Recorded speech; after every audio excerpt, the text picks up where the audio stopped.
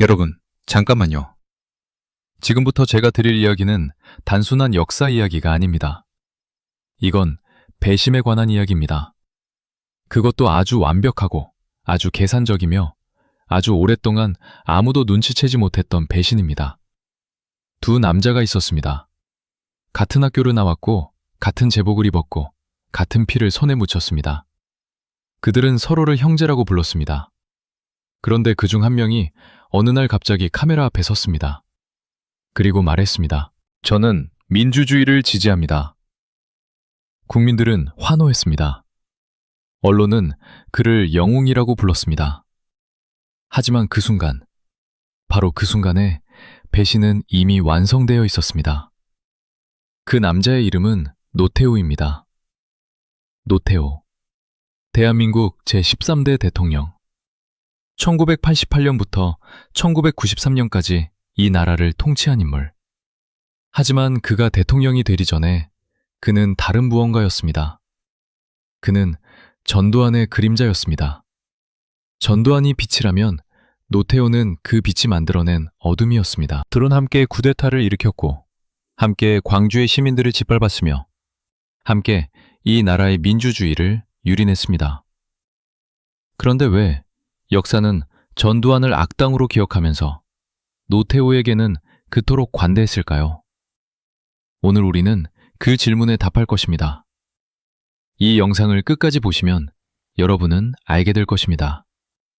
한 인간이 어떻게 자신의 가장 가까운 동지를 이용하고 버리고 그리고 살아남았는지를, 어떻게 피해 역사를 민주화의 공로로 세탁했는지를, 그리고 2359억 원이라는 상상을 초월하는 비자금이 어디서 왔고 어디로 사라졌는지를. 역사는 때때로 가장 영리한 배신자에게 가장 긴 수명을 선물합니다. 노태우는 2021년 향년 89세로 세상을 떠났습니다. 자신의 침배에서 조용히. 이것이 공정한 역사입니까? 오늘 우리가 함께 판단해 봅시다. 자, 시간을 돌려봅시다. 1979년 10월 26일 서울 궁정동의 한안가 총성이 울렸습니다. 대한민국 제18대 대통령 박정희가 자신이 가장 신뢰하던 중앙정보부장 김재규의 총에 맞아 쓰러졌습니다. 18년간 철권 통치를 이어온 독재자가 한 발의 총탄으로 사라지는 순간이었습니다. 국민들은 혼란스러웠습니다. 두려웠습니다. 하지만 동시에 가슴 어딘가에서 희망의 불씨가 타오르기 시작했습니다. 드디어 민주주의가 올 것이라고, 드디어 이 긴 어둠이 끝날 것이라고. 그 희망은 오래가지 못했습니다. 왜냐하면 궁정동의 총성이 채 메아리 치기도 전에 이미 2명의 남자가 움직이고 있었기 때문입니다. 보안사령관 전두환, 그리고 그의 가장 가까운 동지 노태우. 박정희의 시체가 아직 식지도 않은 그날 밤, 그들은 이미 권력의 지도를 다시 그리고 있었습니다. 하나회, 이 두 글자를 기억하십시오. 이 영상에서 앞으로 수십 번 나오게 될 이름입니다. 하나회는 단순한 군인 모임이 아니었습니다. 이것은 대한민국 육군 내부에 존재했던 비밀 사조직이었습니다. 육군사관학교 11기 출신의 전두환이 만들고 키우고 무기화한 조직. 표면적으로는 동기생들의 친목단체였지만 실질적으로는 군내 인사권을 장악하고 요직을 독점하며 권력의 사다리를 오르는 엘리트 카르텔이었습니다. 그리고 노태우는 그 카르텔의 핵심 멤버였습니다. 전두환과 노태우. 두 사람은 경북고등학교 동창이었습니다. 육군사관학교 동기였습니다.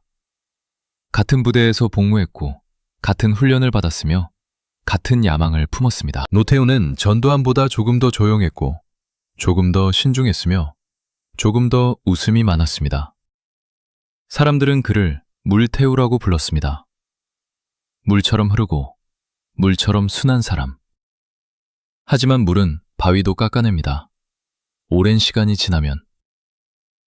1979년 12월 12일 바로 그날이 왔습니다. 박정희 암살 이후 비상계엄하에서 정승화 육군참모총장이 실권을 쥐고 있었습니다. 전두환은 그것을 용납할 수 없었습니다. 그날 밤 전두환은 하나회 멤버들을 이끌고 군사 반란을 일으켰습니다. 정승화 총장을 불법으로 체포하고 군 수뇌부를 장악했습니다. 이것이 바로 12월 12일 군사 반란입니다. 그리고 그 반란의 한복판에서 노태우는 전두환의 오른팔로서 핵심적인 역할을 했습니다. 그는 구 공수여단을 이끌고 서울 도심으로 진군했습니다. 총구는 자국민을 향했습니다.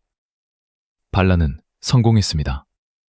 그런데 여기서 한 가지 중요한 사실이 있습니다. 당시 많은 군 장성들이 이 반란에 저항했습니다.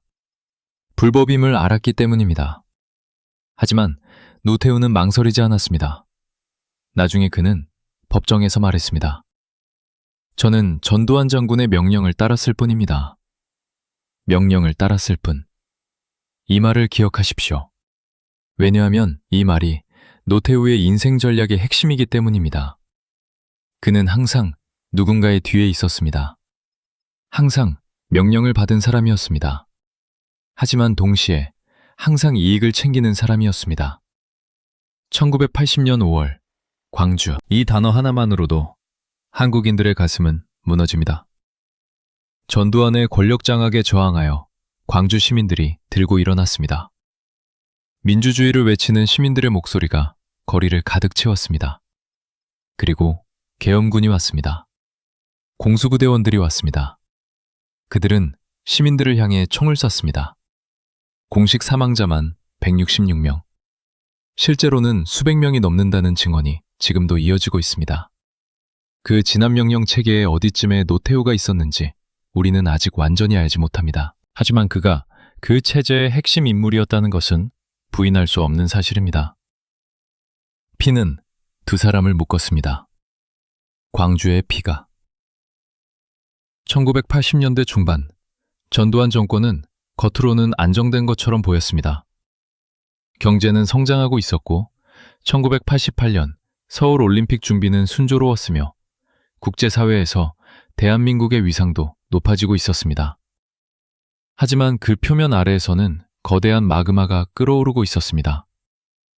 대학가에서는 매일 시위가 벌어졌습니다. 학생들은 독재 타도를 외쳤습니다. 노동자들은 거리로 나왔습니다. 야당 정치인들은 직선제를 요구했습니다. 그리고 국제사회, 특히 미국은 조용하지만 분명하게 신호를 보내고 있었습니다. 올림픽을 앞두고 군사독재 국가라는 이미지는 용납할 수 없다고. 전두환은 버티려 했습니다. 1987년 4월 13일, 그는 이른바 호헌 조치를 발표했습니다. 현행 헌법을 유지하겠다. 즉, 간접선거제를 그대로 유지하겠다는 선언이었습니다. 직선제 요구를 정면으로 거부한 것입니다. 나라가 들끓었습니다. 6월 항쟁이 시작되었습니다. 전국의 도시에서 수백만 명이 거리로 나왔습니다. 최루탄 연기가 도심을 뒤덮었습니다. 바로 이 시점에서 노태우는 결정적인 선택의 기로에 섰습니다. 그는 이미 전두환의 후계자로 지목되어 있었습니다. 민주정의당 대통령 후보로 내정된 상태였습니다. 하지만 만약 직선제가 도입되지 않는다면, 만약 전두환의 방식대로 간선제가 유지된다면 자신이 대통령이 되더라도 정통성은 없는 것이었습니다. 국민의 지지를 받지 못한 대통령, 그것은 반쪽짜리 권력이었습니다. 노태우는 계산했습니다. 아주 냉정하게. 지금 전두환과 함께 버티면 어떻게 될까? 민심은 완전히 등을 돌릴 것이고 올림픽은 위태로워지며 최악의 경우 정권 자체가 무너질 수도 있다. 하지만 지금 내가 나서서 직선제를 수용한다면 나는 영웅이 된다. 민주화의 주역이 된다. 그리고 직선제 선거에서 야당이 분열된다면 나는 합법적으로 대통령이 될 수 있다. 이것은 배신이 아니었습니다. 적어도 노태우의 눈에는 이것은 생존이었습니다. 아니, 그보다 더 정확하게 말하면 이것은 도약이었습니다. 1987년 6월 29일 오전, 노태우는 기자들 앞에 섰습니다. 준비된 성명서를 펼쳤습니다. 그리고 읽기 시작했습니다. 저는 대통령 직선제 개헌을 받아들일 것을 제안합니다. 카메라 플래시가 쏟아졌습니다. 전국의 TV가 이 장면을 생중계했습니다. 거리에서 시위를 하던 시민들이 라디오를 통해 이 소식을 들었습니다. 환호가 터졌습니다. 사람들은 울었습니다. 드디어 독재가 끝난다고. 드디어 우리가 이겼다고. 6.29 선언. 이것은 대한민국 현대사의 분수령이 되었습니다. 교과서에도 실렸습니다. 민주화의 이정표로. 하지만 그 순간 청와대에서는 전두환이 배신당했다는 사실을 깨닫고 있었습니다. 노태우는 대통령에게 사전에 충분한 통보를 하지 않았습니다. 아니, 더 정확히 말하면 전두환이 반대할 틈을 주지 않았습니다. 이미 카메라 앞에서 선언한 이상 돌이킬 수 없었습니다. 전두환은 분노했다고 전해집니다. 하지만 이미 늦었습니다. 노태우의 첫 번째 배신은 이렇게 완성되었습니다. 그런데 정작 국민들은 몰랐습니다. 이 민주화의 영웅이 5년 전 광주에서 무슨 일을 했는지, 이 직선제의 수호자가 얼마나 많은 비자금을 쌓아두고 있었는지, 그리고 이 전두환의 희생자가 사실은 가장 영리한 기회주의자였다는 것을. 1987년 12월 대통령 선거. 예상대로 야권은 분열되었습니다. 김영삼과 김대중이 단일화에 실패했습니다. 노태우는 36.6%의 득표율로 대통령에 당선되었습니다. 역대 최저 득표율의 대통령. 하지만 어쨌든 대통령이었습니다. 합법적으로, 직선제로. 울은 결국 바위를 뚫었습니다. 아주 오랜 시간에 걸쳐 아주 조용하게. 1988년 2월 25일 서울 여의도 국회의사당 앞 광장. 하늘은 맑았고 바람은 차가웠습니다. 수만 명의 시민들이 광장을 가득 메웠습니다. 대한민국 헌정사상 최초의 여야 간 평화적 정권 이양이 이루어지는 역사적인 순간이었습니다. 노태우는 선서를 했습니다. 헌법을 준수하겠다고, 국민을 섬기겠다고, 민주주의를 지키겠다고. 박수가 쏟아졌습니다. 그런데 그 박수 소리 뒤에서 아무도 보지 못한 곳에서 이미 돈이 흘러들어오고 있었습니다. 노태우 정권의 비자금 조성은 취임 첫 해부터 시작되었습니다. 나중에 검찰 수사에서 밝혀진 바에 따르면 그 방식은 놀랍도록 체계적이었습니다. 대기업들, 즉 삼성, 현대, 대우, LG, 선경 같은 재벌 그룹들이 정기적으로 청와대에 돈을 바쳤습니다. 이것은 강요이기도 했고 자발적 투자이기도 했습니다. 대통령의 눈밖에 나면 세무조사가 나왔습니다. 반대로 돈을 잘 바치면 각종 인허가와 특혜가 뒤따랐습니다. 기업 입장에서는 보험료를 내는 것과 같았습니다. 그 보험료의 총액이 2,359억 원이었습니다. 지금 돈으로 환산하면 수조 원에 달하는 금액입니다. 이 돈은 은행 계좌에 고스란히 쌓였습니다. 노태우의 측근들이 관리하는 차명 계좌에. 노태우는 나중에 이 돈의 일부는 정치자금으로 사용했다고 주장했습니다. 하지만 검찰이 확인한 것은 달랐습니다. 상당 부분이 그의 개인 재산으로 귀속되었습니다. 하지만 국민들은 몰랐습니다. 1988년 서울 올림픽이 열렸고 대한민국은 세계의 주목을 받았습니다. 노태우는 개회식 단상에 서서 세계를 향해 손을 흔들었습니다. 그의 뒤로 펼쳐지는 화려한 개막식 공연. 전 세계 160개국이 참가한 역대 최대 규모의 올림픽. 언론은 노태우를 한강의 기적을 세계에 알린 대통령이라고 불렀습니다. 그 화려한 무대 뒤에서 비자금 봉투는 계속 쌓여갔습니다. 노태우 정권의 또 다른 특징은 북방 외교였습니다. 소련, 중국, 동유럽 사회주의 국가들과 수교를 맺는 과감한 외교 노선. 이것은 진짜 업적이었습니다. 맹전의 벽을 허물고 대한민국의 외교 지평을 넓힌 것은 부인할 수 없는 사실입니다. 노태우는 이것을 알고 있었습니다. 그래서 더욱 북방 외교를 밀어붙였습니다. 부패의 냄새를 외교의 향기로 덮으려는 듯이. 그러나 그의 정권에도 균열은 있었습니다. 1990년 노태우는 충격적인 결정을 내립니다.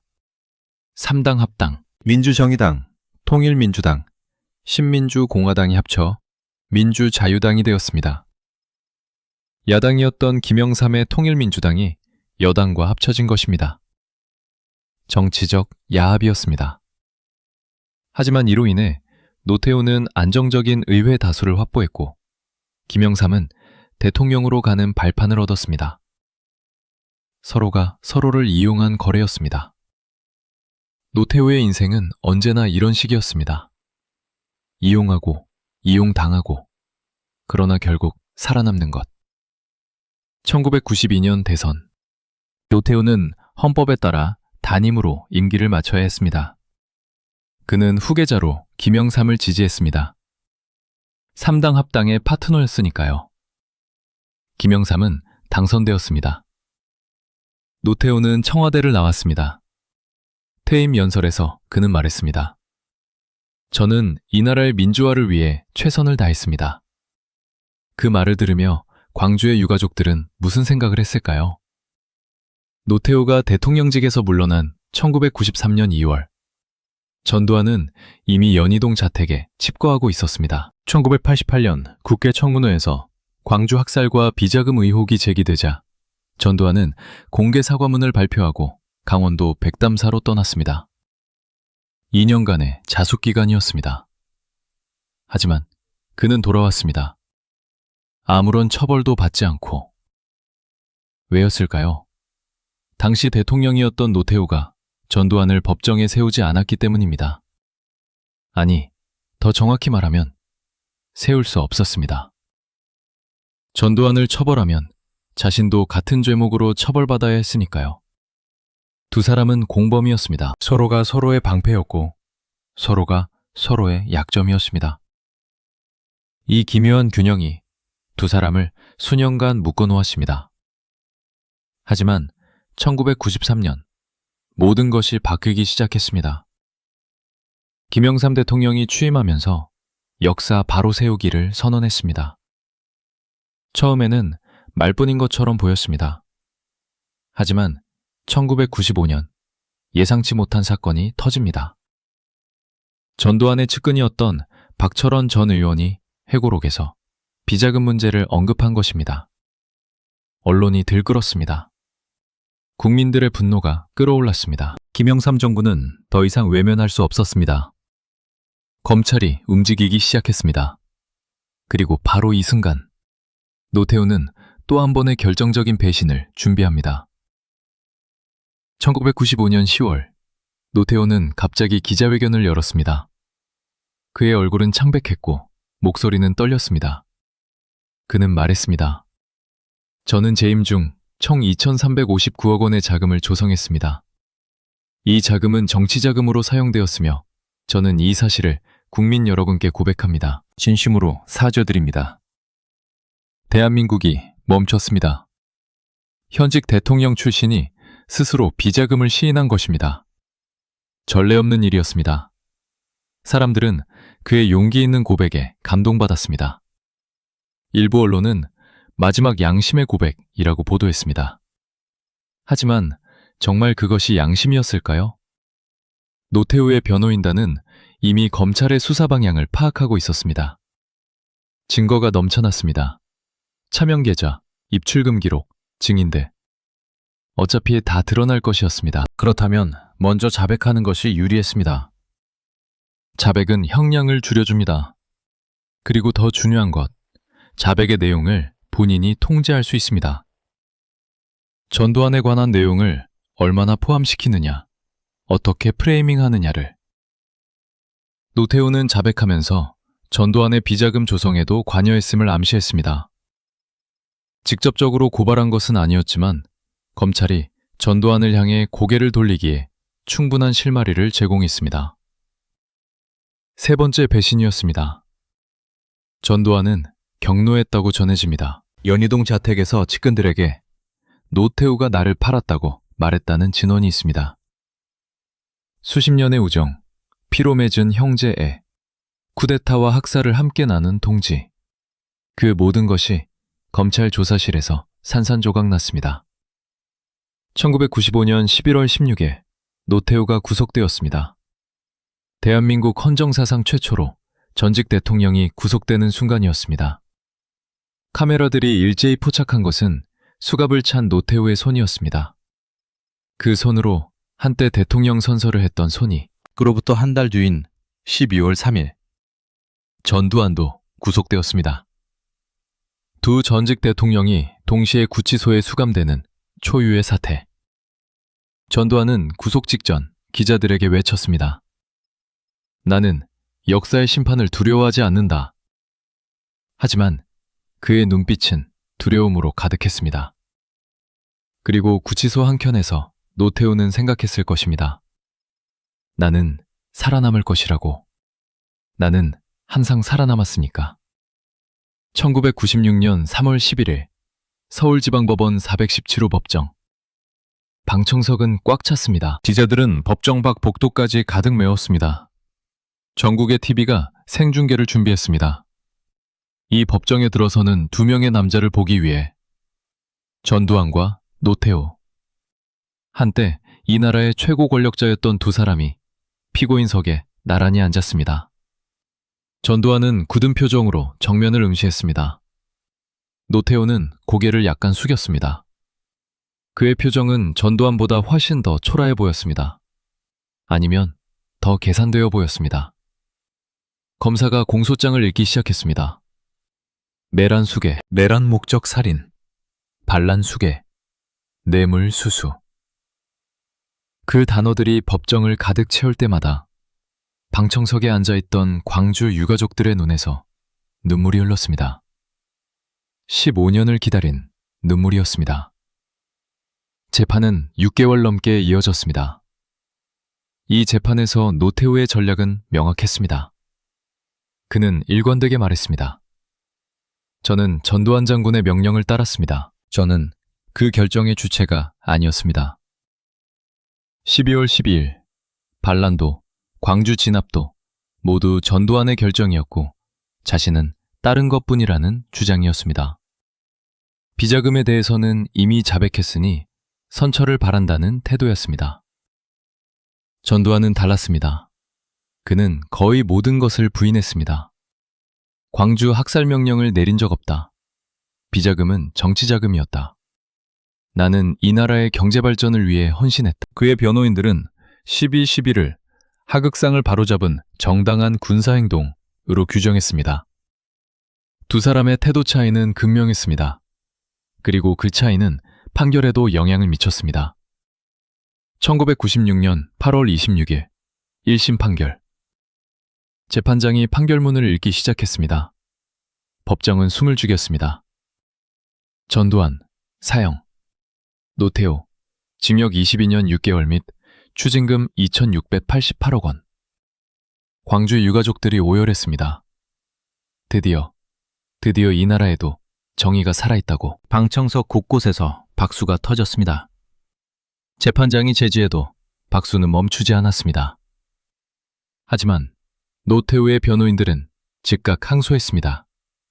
그리고 항소심에서 전두환의 사형은 무기징역으로 감형되었고 노태우의 형량도 징역 17년으로 줄었습니다.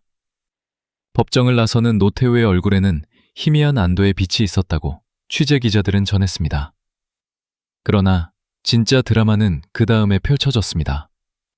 1997년 12월 대선을 앞두고 김영삼 대통령은 김대중 후보 당선을 위한 명분으로 그리고 국민통합이라는 이름으로 두 사람의 특별 사면을 단행했습니다. 김대중 당선자도 이에 동의했습니다. 노태우는 징역 17년 중 2년도 채 채우지 않고 석방되었습니다. 자유의 몸이 된 노태우는 서울 연희동 자택으로 돌아왔습니다. 넓은 정원이 있는 저택으로, 아내와 자녀들이 기다리는 집으로. 취재진이 몰려들었지만 그는 아무 말도 하지 않았습니다. 그저 차에 타서 자택 대문 안으로 사라졌습니다. 광주의 유가족들은 TV로 그 장면을 봤습니다. 그날 밤 광주에서는 촛불이 켜졌습니다. 분노의 촛불이. 그리고 그 촛불은 꺼지지 않았습니다. 수십 년 동안. 추징금 2,688억 원 중 노태우가 실제로 납부한 금액은 절반을 조금 넘는 수준이었습니다. 나머지는 없다고 했습니다. 검찰이 수십 번 재산을 추적했지만 돈은 보이지 않았습니다. 차명 계좌, 해외 은닉, 가족 명의 부동산, 돈은 어딘가에 있었습니다. 하지만 법이 손을 뻗기에는 너무 깊은 곳에. 노태우는 자유인이었습니다. 그리고 부유했습니다. 그것이 현실이었습니다. 1997년 12월 22일. 노태우가 자택으로 돌아온 다음 날 아침. 서울 연희동 일대는 조용했습니다. 취재진 몇 명이 대문 앞을 지켰지만 안에서는 아무런 움직임이 없었습니다. 이웃 주민들은 말했습니다. 그냥 평범한 노인처럼 살았어요. 가끔 산책도 하고. 평범한 노인, 전직 대통령, 2,688억 원의 추징금을 미납한 범죄자. 이 세 가지 정체성이 한 몸 안에 공존하고 있었습니다. 그런데 여기서 가장 충격적인 질문이 나옵니다. 돈은 어디로 갔습니까? 검찰은 알고 싶었습니다. 국민들도 알고 싶었습니다. 그래서 수사가 계속되었습니다. 2000년대 내내, 2010년대에도. 추징금 미납을 이유로 검찰은 수시로 노태우의 재산을 압류하려 했습니다. 하지만 번번이 벽에 부딪혔습니다. 노태우 명의의 재산은 거의 없었습니다. 연희동 자택도 가족 명의로 되어 있었습니다. 금융계좌도 눈에 띄는 것이 없었습니다. 그렇다면 정말 돈이 없는 것이었을까요? 2013년 노태우의 아들 노재현이 미국에서 활동하던 중 언론의 주목을 받았습니다. 그는 미국에서 사업을 하고 있었습니다. 상당한 자산을 보유한 것으로 알려졌습니다. 같은 해, 딸 노소영은 SK그룹 회장 최태원과 결혼한 상태였습니다. 대한민국 굴지의 재벌 집안과 사돈. 이것이 우연이었을까요? 검찰은 노태우의 비자금 일부가 자녀들에게 흘러들어갔을 것으로 의심했습니다. 하지만 이를 입증하기가 극히 어려웠습니다. 돈의 흐름은 수십 개의 차명 계좌와 해외 법인을 거치면서 완벽하게 세탁되어 있었습니다. 1990년대 초반 금융실명제가 실시되기 전에 이미 상당 부분이 이동했을 가능성이 높았습니다. 2002년 검찰은 노태우의 비자금 중 일부가 스위스은행에 예치되어 있다는 정보를 입수했습니다. 스위스 당국에 공조수사를 요청했습니다. 스위스는 협조하겠다고 했습니다. 하지만 결과는 미미했습니다. 계좌는 이미 비어 있었습니다. 돈은 그보다 훨씬 전에 움직인 후였습니다. 추징금 집행 상황을 정리하면 이렇습니다. 법원이 선고한 추징금 2,688억 원 중 노태우가 납부한 금액은 약 1,672억 원이었습니다. 1,000억 원 넘는 금액이 끝까지 회수되지 않았습니다. 노태우는 죽기 전까지 더 이상 재산이 없다고 일관되게 주장했습니다. 그런데 2021년 노태우가 사망한 이후 공개된 상속 관련 서류에서 흥미로운 사실이 드러났습니다. 연희동 자택의 시가가 수십억 원에 달했습니다. 각종 금융자산도 존재했습니다. 물론 노태우가 빼돌렸던 원래 비자금에 비하면 세 발의 피였지만 재산이 없다는 주장과는 분명히 달랐습니다. 돈은 사라지지 않습니다. 형태를 바꿀 뿐입니다. 노태우는 자택에서 조용히 살았습니다. 공식 석상에는 거의 나타나지 않았습니다. 2002년 한일 월드컵 때 잠시 모습을 드러냈고 2009년 노무현 전 대통령 사과 때 조문을 갔습니다. 그게 전부였습니다. 그는 철저히 자신을 세상으로부터 차단했습니다. 분노한 시민들로부터, 광주의 유가족들로부터, 그리고 역사의 심판으로부터. 하지만 역사는 기다릴 줄 압니다. 지금까지 우리는 노태우의 이야기를 권력과 배신, 비자금이라는 관점에서 살펴갔습니다. 하지만 이 모든 이야기의 가장 깊은 곳에는 지워지지 않는 하나의 상처가 있습니다. 바로 1980년 5월 광주입니다. 5.18 민주화 운동. 이 이름을 입에 담는 것만으로도 많은 한국인들은 가슴이 먹먹해집니다. 전두환의 쿠데타에 저항하여 광주 시민들이 들고 일어난 열흘간의 항쟁. 그리고 계엄군의 총칼 앞에 쓰러진 수많은 생명대. 노태우는 당시 어디에 있었습니까? 이것이 핵심 질문입니다. 노태우는 재판에서 그리고 이후 여러 인터뷰에서 일관되게 말했습니다. 저는 광주 진압작전에 직접적으로 관여하지 않았습니다. 저는 그 결정의 주체가 아니었습니다. 하지만 그가 지휘하던 구공수여단은 광주작전에 투입된 부대 중 하나였습니다. 그리고 그는 하나회의 핵심 멤버로서 전두환의 최측근이었습니다. 군 지휘체계에서 몰랐다는 것은 불가능합니다.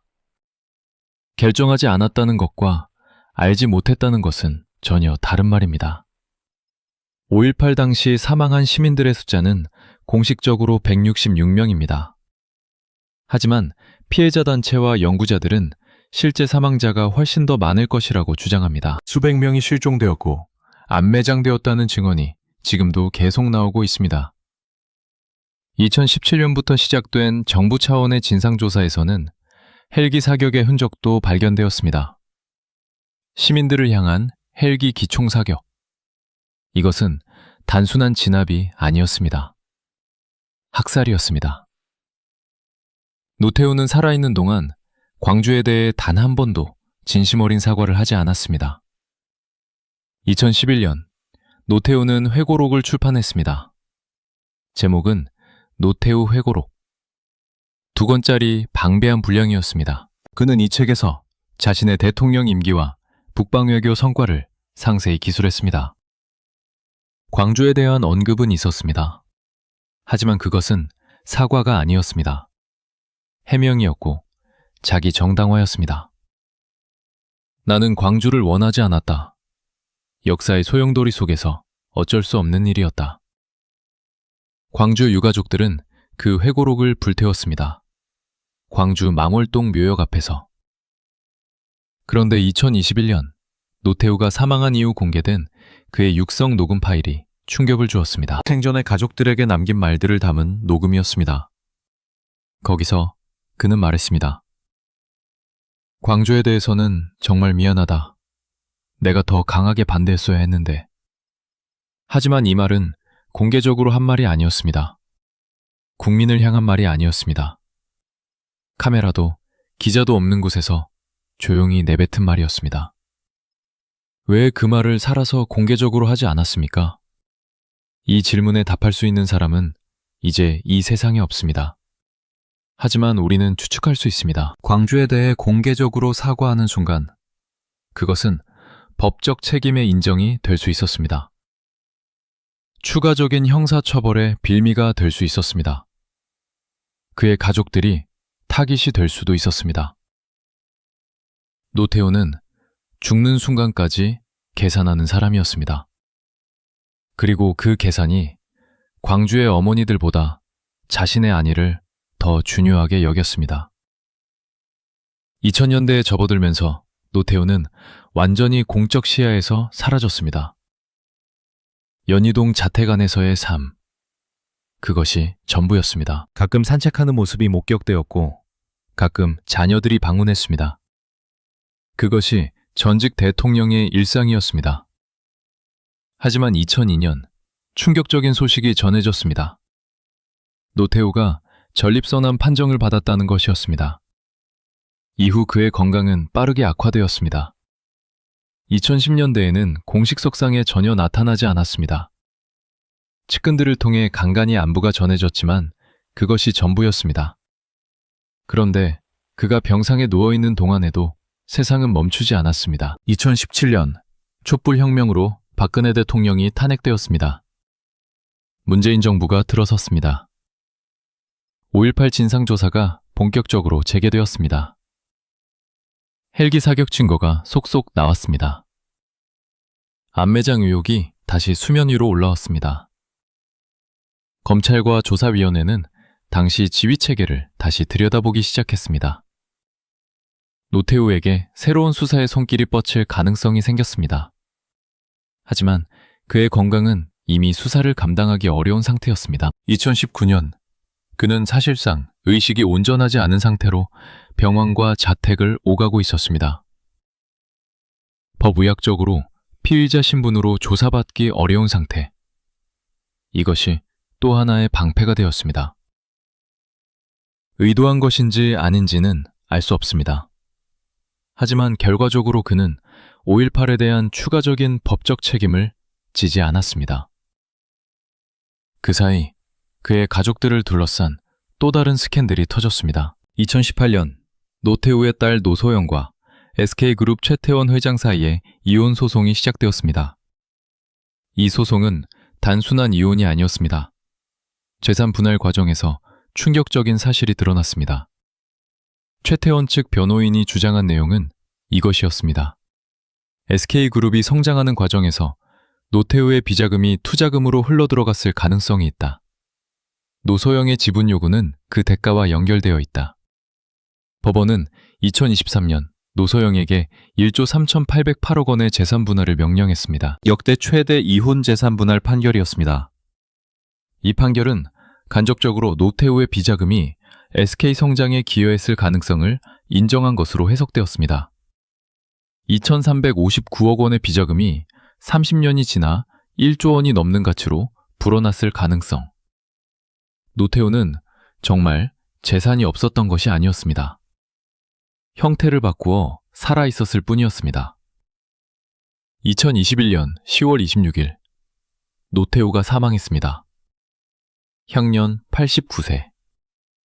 박정희 암살 42주기가 되는 날이었습니다. 역사의 아이러니인지 우연인지 사인은 지병에 의한 다발성 장기부전이었습니다.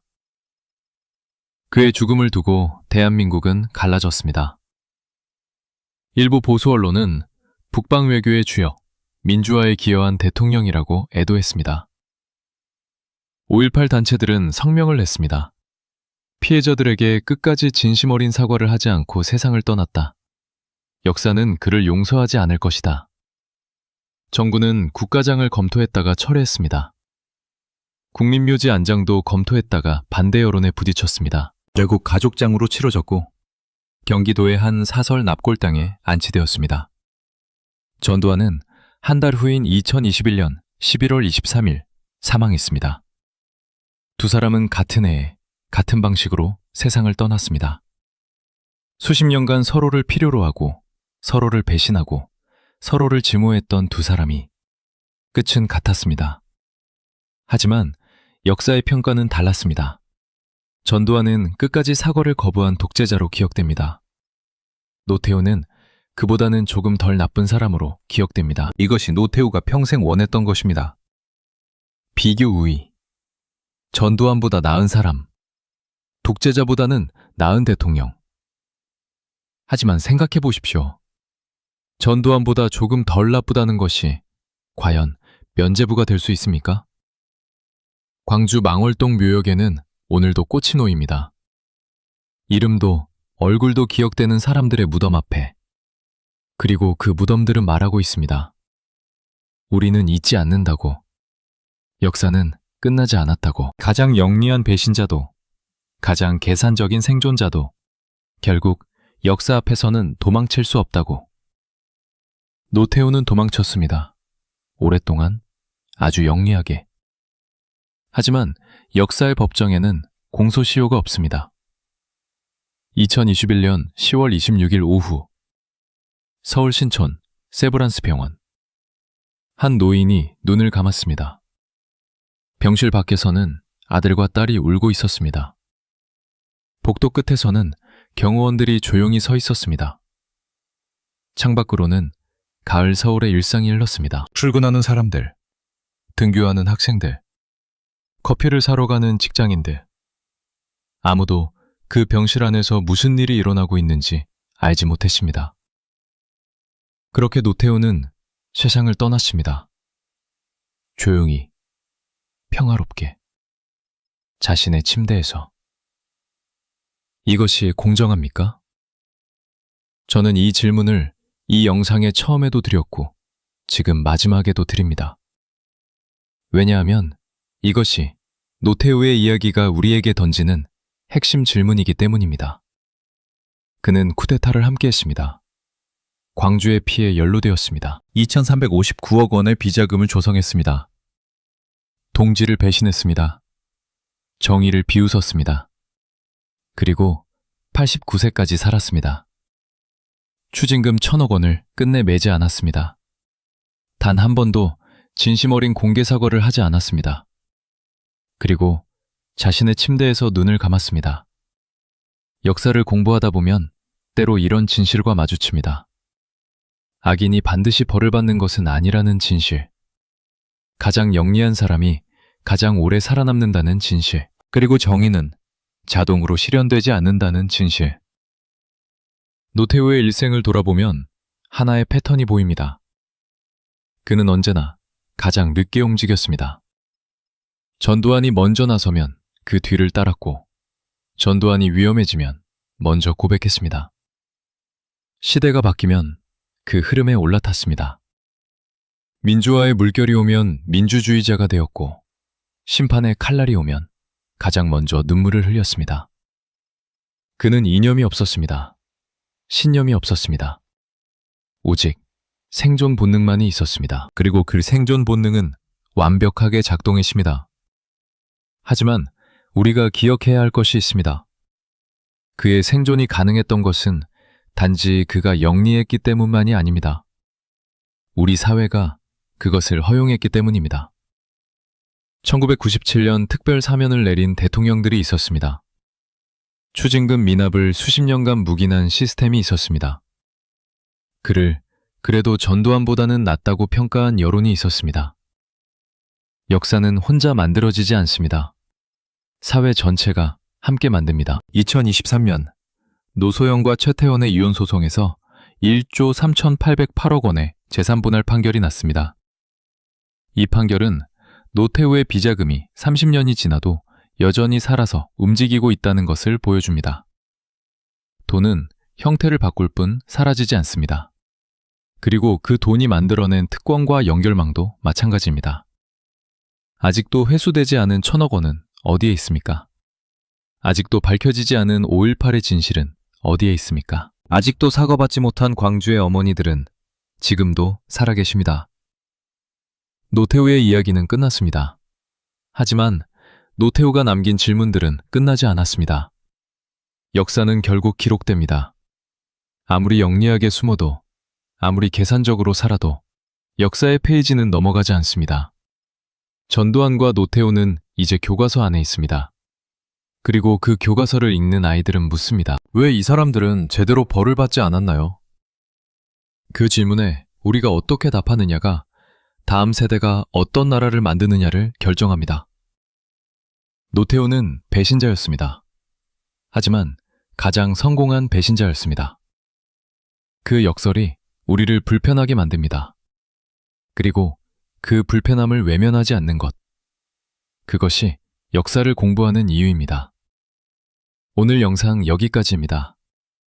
이 이야기가 여러분의 가슴에 무언가를 남겼다면 구독과 좋아요를 눌러주십시오. 그리고 댓글로 여러분의 생각을 남겨주십시오. 노태우를 어떻게 평가하십니까?